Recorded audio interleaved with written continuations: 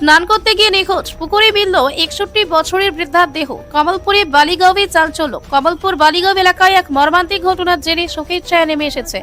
মায়েরানী লোধ বয়স 61 নামের এক বৃদ্ধার মৃতদেহ উদ্ধার হয়েছে স্থানীয় একটি পুকুর থেকে।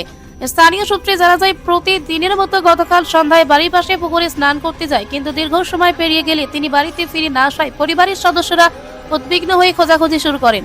রাতভর খোঁজ চালিয়ে তার কোনো সন্ধান মেলেনি। পরবর্তীতে আজ সকালে স্থানীয়দের নজরে পুকুরে একটি দেহ ভাসতে দেখা যায়। খবর পেয়ে পরিবারের সদস্যরা ঘটনাস্থলে পৌঁছে দেহটি মায়েরানী লোদের বলে শনাক্ত করেন। প্রাথমিকভাবে স্থানীয়দের ধারণা, স্নান করার সময় অসাবধানতা বশত জলে ডুবে তার মৃত্যু হয়ে থাকতে পারে। তবে মৃত্যুর প্রকৃত কারণ জানতে পুলিশ তদন্ত শুরু করেছে। মৃতার পরিবারের পক্ষ থেকে জানানো হয়েছে, তাদের কারো বিরুদ্ধে কোনো সন্দেহ নেই। এই আকস্মিক ঘটনায় বালিগাঁও এলাকায় শোকের আবহ বিরাজ করছে। সকালকে রাগাত গেছিল, সকালবেলা চা খাইয়া আইসে রাগাত থেকে আইয়া সাইডা ওই বাড়ি ঘরটা রাস্তা তো পরিষ্কার করছে, পয়লা সাইডা সন্ধ্যার সময় মনে সানো আইসে। আমরা তো এরকম তো প্রায় সময় হয়, হয়তো অনেক সময় সাবান লইয়া সামনের কথা হয়ে কোনো যায়ও গিয়া বেড়ানি।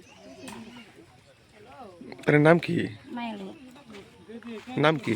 মায়ালু। বয়স কত হইব? বয়স কত হইব? 70 হইব।